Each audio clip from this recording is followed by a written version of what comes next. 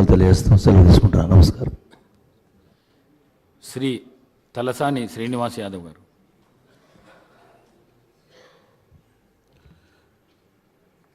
గౌరవనీయులు ప్రసాద్ కుమార్ గారు, ఈరోజు శాసనసభాపతిగా ఎన్నికైనటువంటి శుభ సందర్భంలో మీకు మనస్ఫూర్తిగా అభినందన తెలియజేస్తూ, భారత స్వాతంత్ర్యం లోపట ప్రజాస్వామ్యంలో శాసనసభ అనేది చాలా పవిత్రమైనటువంటి శాసనసభ. ఇది ఒక దేవాలయం లాంటిది.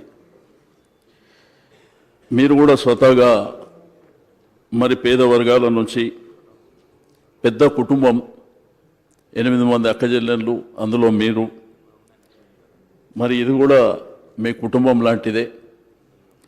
గౌరవ మా పార్టీ అధ్యక్షుల వారు ఒక కొత్త సాంప్రదాయానికి నాంది పలకడమే కాకుండా, గౌరవ ముఖ్యమంత్రి గారు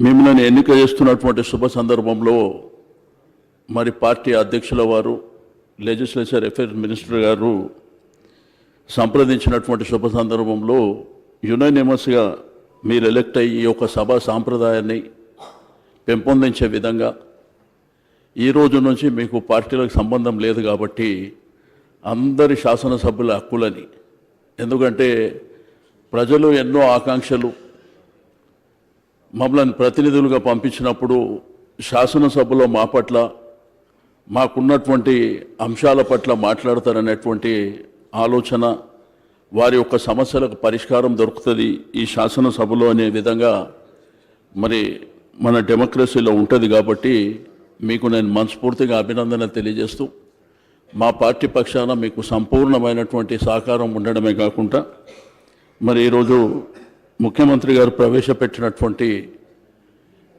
ఈ యొక్క కార్యక్రమంలో మీరు శాసనసభ సభాపతిగా మరి ఆ స్థానంలో ఉన్నందుకు నిజంగా గర్వపడుతున్నామని చెప్పి నేను ఈ సందర్భంగా తెలియజేస్తూ సెలవు తీసుకుంటాను.